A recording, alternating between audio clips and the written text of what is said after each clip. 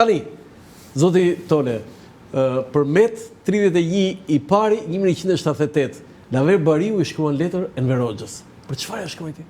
Në radhë të parë ju uroj shëndet të plotë lumturi familjes suaj për begatinë e popullit ton, për cilën ju i dashur i shoku Enver keni bërë po bëni, po që ishte për të varfrit e përmetit arritur gjithë këto ditë bukura të lumtura që jetojmë e të gëzojmë fëmijët tanë në gjithë të mirat. Tani, që të flasim çfarë është reale këtu dhe çfarë është e shpirtit. Domethënë këtu reale është paragrafi i 4, një shqetësim që ustaj kishte.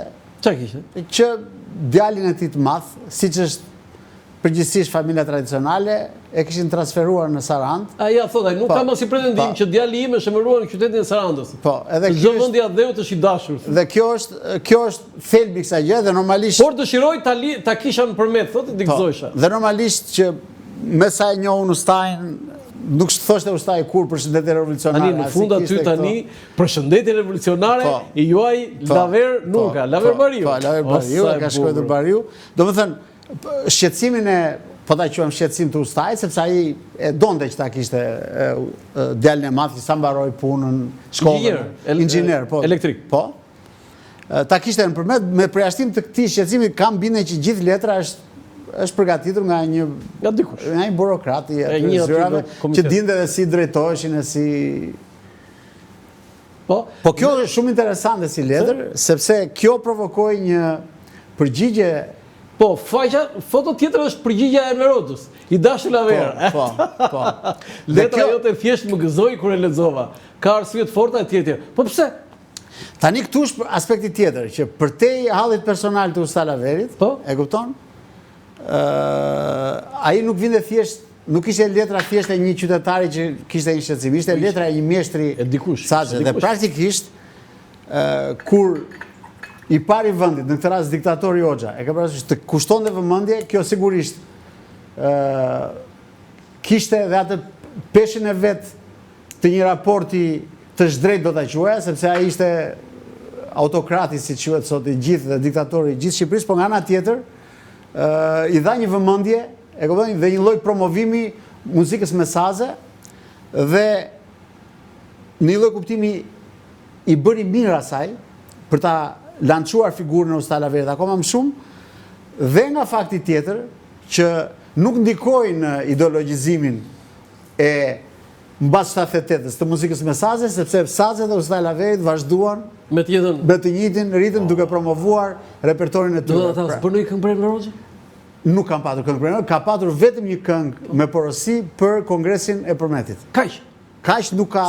Si kanë shpëtuar ata pa i bënë këngën Enver Hoxhës? Sepse për mendimin tim ishte roli ustajt që ishte i qartë në ato gjërat që dinte dhe donte të bënte. Po, shkruar edhe një këngë për vëllezrit Frashëri. Jo, thotë Enveri aty, vëllezrit Frashëri, Çerçizin, a kanë ujë ato burimet, trëndafili flet, moj kunadhe alesh verdh, filloi gjyshi dasmë. A më qas të vinë në Baçë dhe Enveri thot as partia se Enver. Këtu qëndroi ustaj.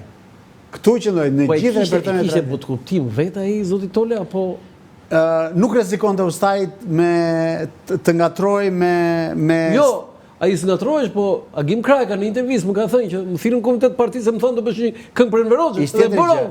Ishte tjetër gjë raporti i artit kultivuar që jo për festivalin e Gjirokastrës thaj. Për kë? Për festivalin e Gjirokastrës. Do ketë qenë në një grup, ja ta them çka ka qenë. Jo, ja ta them, e këndoi Fitni Derexha. Po e di Lulet bukra plot me erë, i kam sjell për ty Enver. Më thirrën tha atje, do bësh këngë për Enver Hoxhën. Po, sepse kishte një pjesë kur shkonte kryesisht ansambli kombëtar i këngëve të vallave popullore, kishte edhe një pjesë të repertorit të ri që quhej. Po tendenca ishte që të prekej, të ndjejej dikimi dhe përgjithsisht në masën më të madhe trashëgimia muzikore folklorike dhe po të shikoje programet e koncerteve të grupeve, po flas grupeve tradicionale. Kjo e ka shpëtuar. Aty interferonin një, dy krijime. I thash, më mirë se bëj. Aty po. Po mos sa bëja, unë tha, çfarë thua ti dhe ku kisha shanse. Dhe ideja ishte këtu që partia na porosit që këngët e popullit t'i ruajmë, t'i këndojmë e t'i përhapim të brezëri. Këtu qëndroi ustaj. Po partia na porosit. Po çfarë ka? E shkoi Enver Hoxha. Ai e shkojti që dhe ustaj aty qëndroi. Tani bën përshtypje një zoti Tole që Enver Hoxha jo vetëm drejtori Laverit, po thotë se bashkë me Lefterin, me Sulejmanin, me Xhelalin, me Taren, me Krenarin e të tjerë. Ata pjesëtarët që të Po përmendën. pra, si ka mundsi? Tani edhe këtë letër Laverit ja kanë shkruar dikush që dinë të shkruaj, po edhe këtë Enverit ja kanë shkruar të tjerët. Sido me qenë, se dhe ne dim si funksionojnë gjërat, e kupton? E dim si funksionojnë gjërat, kjo ka vetëm këtë aspekt. Ka aspektin që ashtu si që rasti i General Gamarfonit, që e potencoj dhe një figurë në ustajt si mjeshtër dhe si aktor, apo si që rasti i Mentor Xhemalit, një këngëtari shumë të madh lirikës që u përfshi, ashtu dhe kjo letër ndikoi në promovimin e këtij formacioni pa prishur atë orientimin e tij kryesor që ishte promovimi i traditës. Foto tjetër që duhet të jetë pjesa e fundit e letrës i Juajn Verogja, 27 i pari 1178. Ti më shkruan se jenë në prag të daljes pension, megjithatë kabaja jote do dëgjohet kudo. Të lumt, sa të rrojnë këngëtarë dhe instrumentistët virtuoz, sikurse jeni edhe ju, do të këndojmë me gjithë shpirt popullit atë dhe partisë. Ju uroj të gjithëve shëndet e lumturinë në familjet. Tani zoti Tole, po Enveri si ka thënë që fare për djalin aty. Sa e bukur. Unë di që jo, Bujari nuk lëviz nga Saranda, sot është në Tiranë edhe është një biznesmen i Nuk sukses. lëviz nga Saranda, po ai si kthe për një fare. I madh. Kështë fort fare. Gjitha letër tjetër si thot fare, e kisha hall për djalin. E bukur fare. Foto tjetër. Tani këtu? Këtu një pjesë nga veprimtaritë aty duhet të jetë një turiste duhet të jetë e huaj, do të jetë fillimi i viteve 90. Mbas mbas 90-s. Tani një pjesë e këtyre kam i pyetje kështu zoti Tole. Një pjesë e këtyre ishin rom? Nëpërmjet ka patur ky komuniteti i Qoshkut që po ishin dhe e kanë patur muzikën e gjak.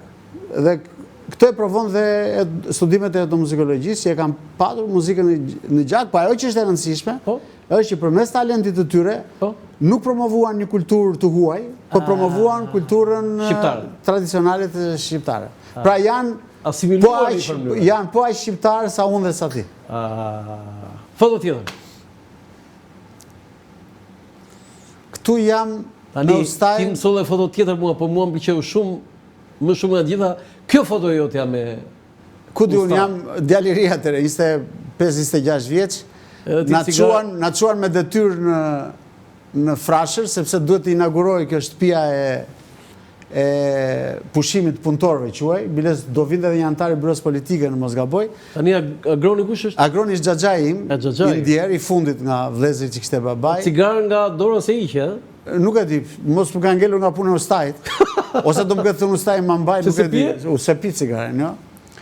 Por ajo që duhet theme që është Agroni xhaxhai ishte gjithashtu klarinetist, se kishte mbaruar Institutin e Lartë të Arteve për klarinet, edhe ai gjithashtu e adhuronte ustajin për artin e tij. Ka qenë në klasë me që njihet shumë sot dhe flitet me Robert Radojen. Me profesorin. Po kështu më bën përshtypje zoti Tole, edhe pse po themi parsim, pa këto tradicionalet, vishe jo keq për kohën. Ustaj se ka ndarë kostumin alla frënga asnjëherë. Ishte pjesë, si që thash, e një aristokracie që tha drejtori Argolli, sepse ustaj jo vetëm jepte, po dhe merte. Në ç'kuptim? Në kuptimin që në dasmat që shkonte, ai dëgjonte këngët që këndoheshin, sepse nuk është se e bënin gjithë tha rolin, dëgjonte edhe si këndonin, shikonte se si visheshin, shikonte se si ushqeheshin.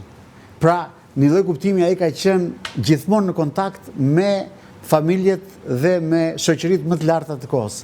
Dhe atë ka reflektuar dhe tek vetja vetë. Jo, tregonte një lloj kulture. Nuk gjen, po ti shikosh në të gjitha fotot që kanë vendosur në libër, po dhe një foto të ustajit të veshur keq. Biles dhe kur shkonte për peshk, e kupton se ndonjëherë koincidonte që i mat shkonin aty, po edhe unë i shikoja ndonjëherë kur shkonin. Në Vjos. Kishte gjithmonë një xhaketë e një këmish. Është e pamundur. Regjimi komunist si e trajtoi? Ne tham për Enver Hoxhën, po domethënë mori atë që meritonte gjatë regjimit komunist. Të thash, me përjashtim të pjesës një pune dinjitoze që duhet ta kishte në pallat kulturës, e ke fjalën. Në një institucion kulturor. Kupton të punonte. Për pjesën tjetër